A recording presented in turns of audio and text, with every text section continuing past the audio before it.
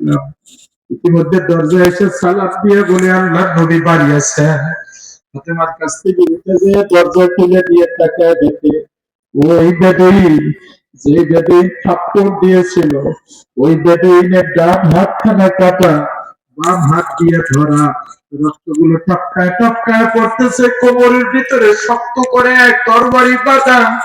দরজা খোলার সঙ্গে সঙ্গে হাতখানা ফালায় দিয়া বাম হাত দিয়া পা দুখানা জড়ায় ধরে কান্না করে আর বলে, নবী আমারে চিনছেন, আমি ওই হতভাগা পুরা কবর তুই ওরে বালতি সেরার অপরাধে এই ডান হাত খানা দিয়ে আপনার সুন্দর চেহারার উপরে আমি থাপ্পড় দিয়েছিলাম। আপনি চলে আসার পরে আমি বুঝতে পেরেছি বিশ্ব নবী ছাড়া আর কেউ না। তরবারি খানা নিয়ে একটা কোপ দিয়ে হাতখানা ফালা দিয়েছি, ওই হাতখানা নিয়ে আর তরবারি নিয়ে আপনার দুয়ারে হাজির হয়ে গেছি। ইসলাম কবুল করলে যদি ক্ষমা হয় আমি ইসলাম কবুল করব, আর যদি ক্ষমা না হয় তরবারি নিয়ে আসছি, তরবারি খানা দিয়ে জীবনের পরে জীবনটাকে মিলা দেওয়া। নবী বললেন না না, কালিমা পড়লে আল্লাহ মাফ করে দিবে। কালিমা পড়াইলেন, মুসলমান বানায় দিলেন। হাতখানা টোকায় উঠে যেখান থেকে ছিল সেখানে বসে মুখ থেকে লালাই না লাগায় দেওয়ার সঙ্গে সঙ্গে হাতখানা জোড়া লাগিয়ে গেল, বিদায় দিয়ে চলে গেল।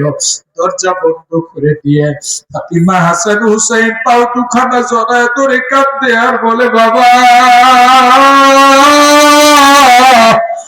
হাসান হুসাইনের খাবারের জন্য বেদুইনের বাগান পর্যন্ত যায় আপনি থাপ্পড় খাইলেন বাবা। এতদিন না খায়া পেটে পাথর বাঁধিয়া লাঠি ভর দিয়া আমাদের জন্য আবার খাবার নিয়ে আসছেন, এত বড় অন্যায় আমরা করেছি। কিয়ামতের ময়দানে আমাদের নাজাতের কোনো ফয়সালা থাকবে না।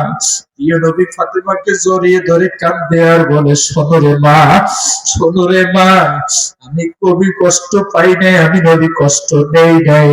এই দাওয়াত পৌঁছাইয়া দিয়া দিয়া দাঁড়ে দাঁড়ে পৌঁছাইয়া দিয়া দিয়া প্রতিটি মানুষের নিয়ে কিয়ামতের ময়দানে যখন আমি আমার মাওলার জান্নাতে যাইব, সেই জন্যই আমি এই কষ্টগুলো করি। প্রিয় ভাইরা, এই জন্য আমার মাওলায় বয়ান করে, ইন্নাল্লাযীনা আমানু ওয়া আমিলুস সালিহাতি কানাত লাহুম জান্নাতুল ফিরদাউসি নুজুলা। নিশ্চয়ই যারা ঈমান আনছো, ঈমানদার হয়েছো, ওয়া আমিলুস সালিহাত, ভালো কাজগুলো করবে, ভালো কাজের আঞ্জাম দিবে, তাদের জন্য আমি মাওলাই জান্নাতুল ফিরদাউসের মেহমানখানা রেডি করে রাখছি, রেডি করে রাখছি। কিয়ামতের ময়দানে আমার নবীর সঙ্গী হইয়া জান্নাত উদ্বোধনের আশা রাখি। সেই জন্য আজকের থেকে তওবা, জীবনে আর কোনদিন নামাজ ছাড়বো না। কে কে রাজি আছে? নারায়ে তাকবীর, নারায়ে তাকবীর। যুবক বাবারে, ঈমান আইনে যদি নেক আমল করতে পারি, জান্নাতুল ফিরদাউসের মেহমানখানা রেডি আমার মাওলাই ঘোষণা দিয়েছে। কথা বলে ঠিক কিনা? আরো জোরে বলো। মনসুর হাল্লাজের গল্প শুনছেন আপনারা? মনসুর হাল্লাজ আমার মাওলার সাথে মিলতে মিলতে মিলতে মিলতে আনাল হক কয়ে দৌড়াইতো, রাস্তায় রাস্তায় আনাল হক কয়ে দৌড়াইতো। আনাল হক মানে আমি আল্লাহ। সমস্ত ওলামায়ে কেরাম কাফের ফতোয়া দিয়েছিল, খলিফার দরবারে বিচার দিয়া গেল, খলিফা নিয়ে ওরে আটকাইয়া জেলখানায় আটকাইলো। খলিফা জানতো মনসুর আল্লাহ একজন ভালো মানুষ, নামাজ পড়ে, রোজা রাখে, রাস্তায় রাস্তায় দৌড়ে আর জিকির করে, কিন্তু হঠাৎ করে মুখে বাইরে গেছে আনাল হক। আনাল হক মানে আমি আল্লাহ।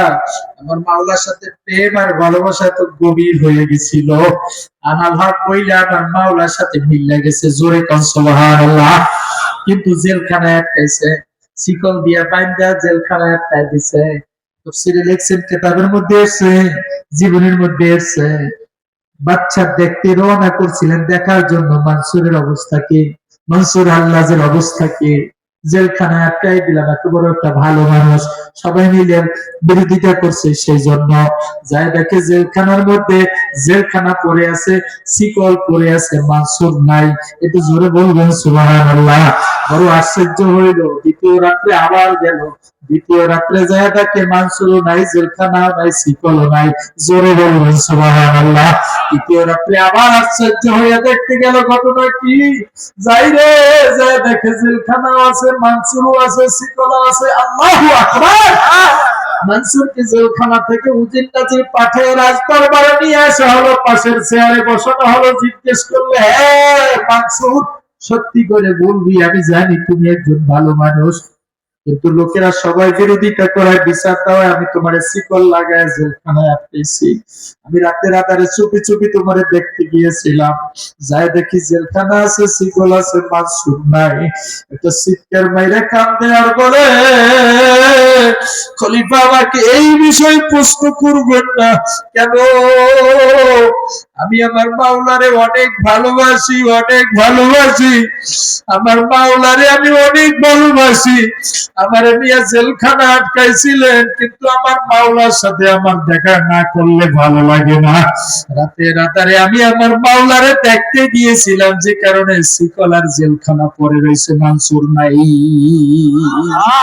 দ্বিতীয় রাত্রে আবার যায় যখন দেখছেন কিচ্ছু নাই, ওই সময় আমার যাওয়ার দেরিতে মাওলা নিজে জেলখানায় চলে আসার কারণে মাওলার নূরে মানসুর পড়ে গেছে, জেলখানায় পড়ে গেছে, শিকল পড়ে গেছে। আল্লাহু আকবার।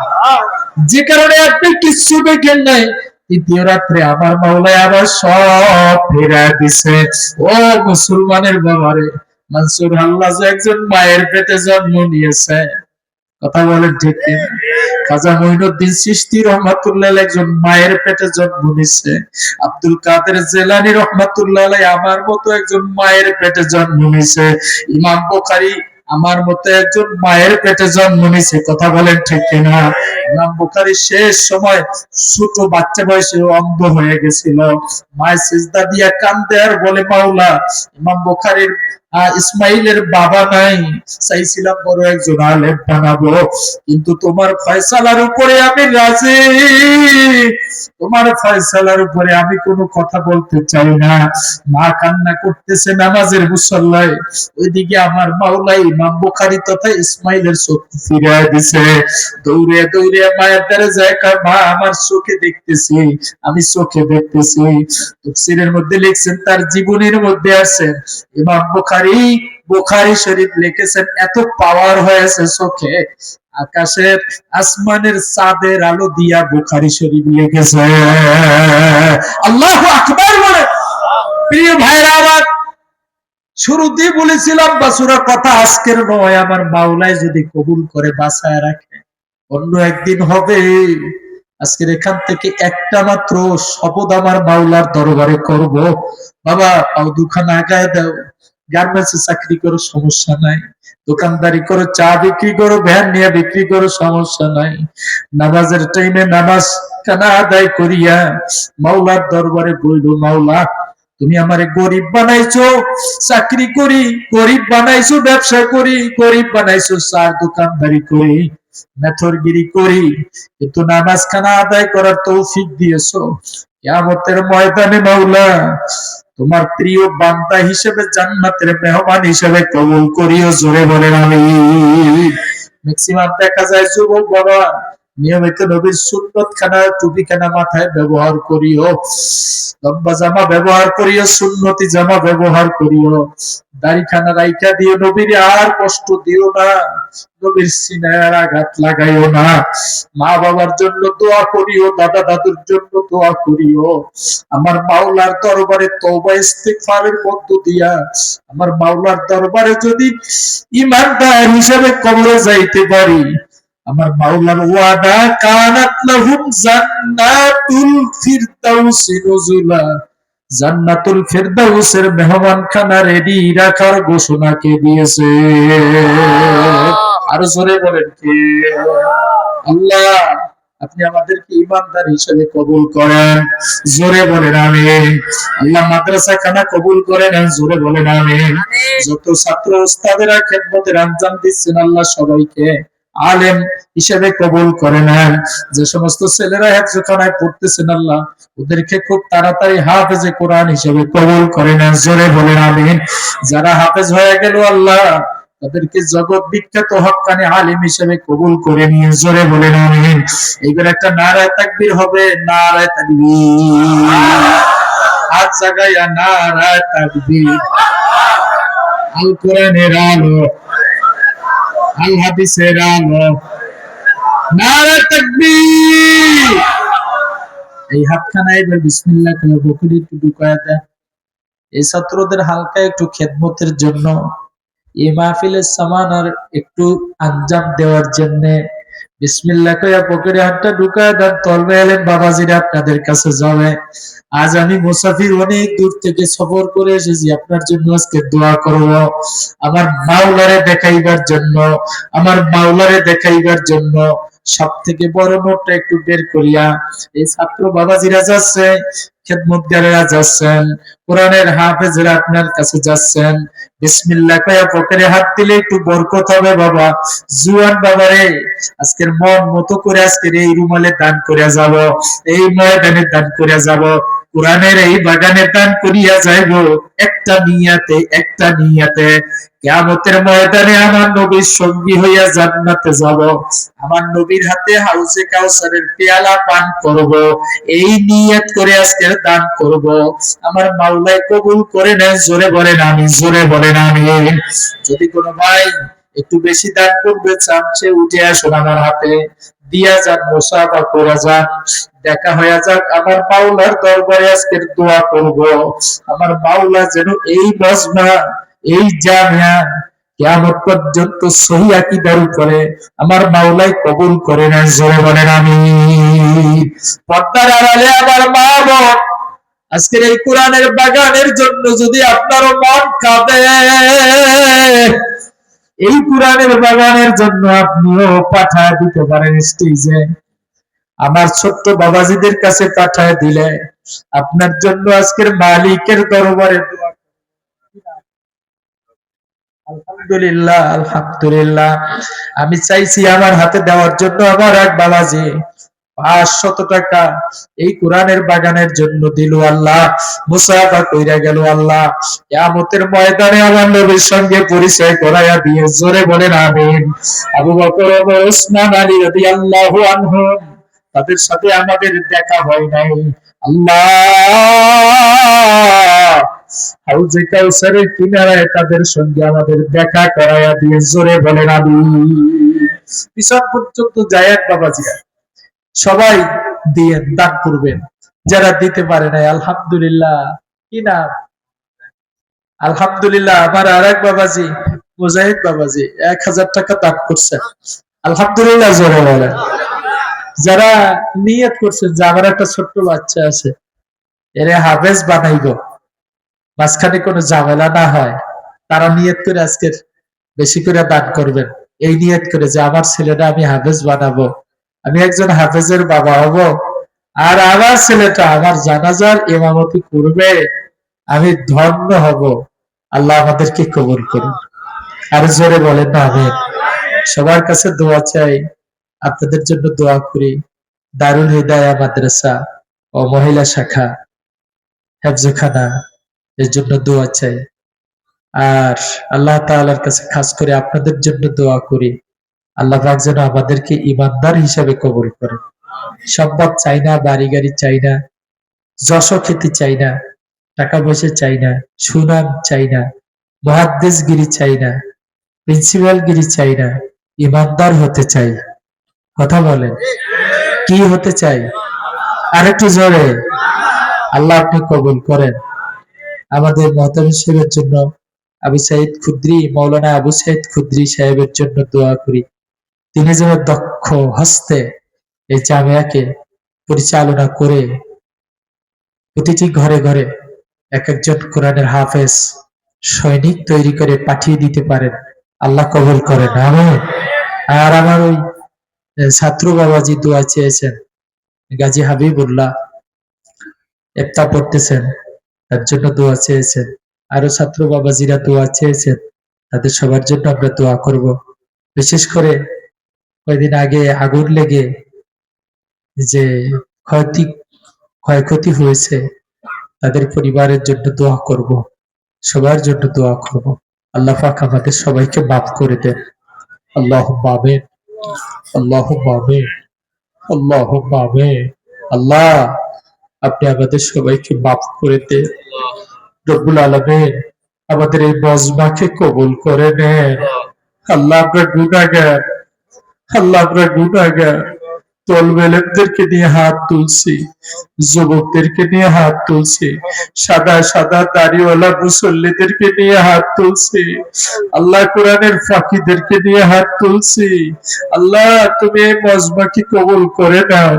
আল্লাহ, তুমি এই মজমাকে কবুল করে নাও।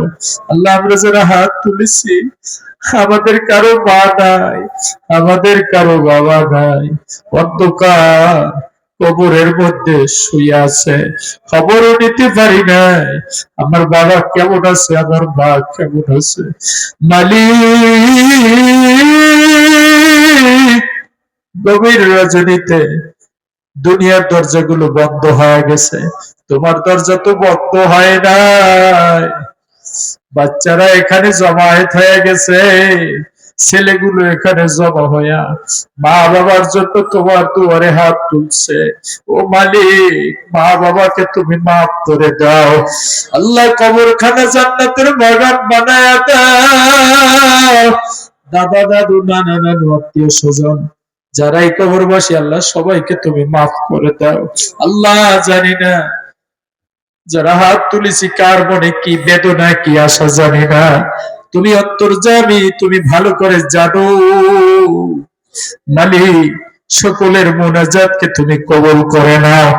আল্লাহ, যারা আগুনে ক্ষতিগ্রস্ত হয়ে গেল, মালিক তুমি রহমত বর্ষণ করে মনের সকল দুঃখ বেদনা ঘুষা দাও। আল্লাহ, আমাদের এলাকার উপরে খাস রহমত নাজিল করো।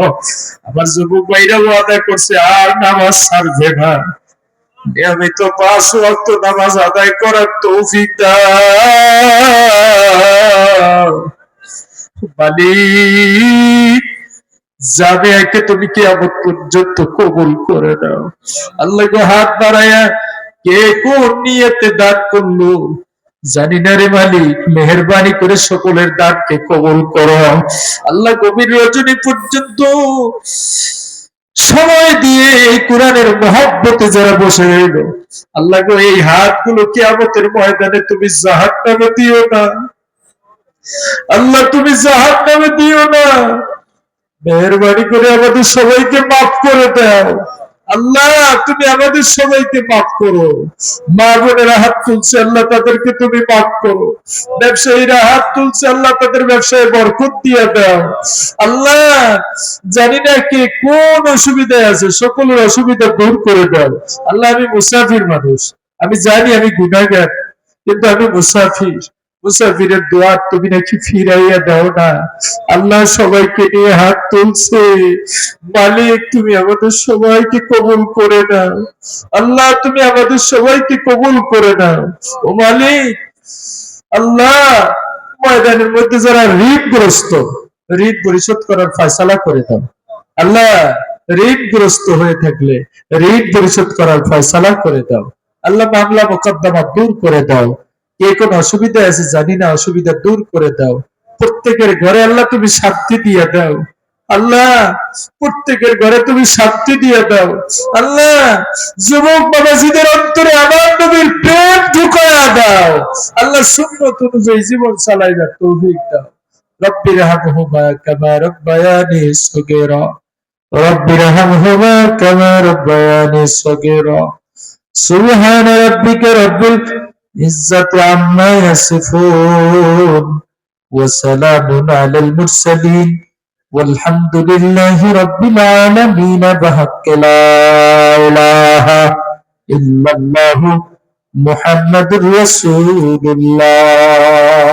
السلام عليكم ورحمة الله وبركاته.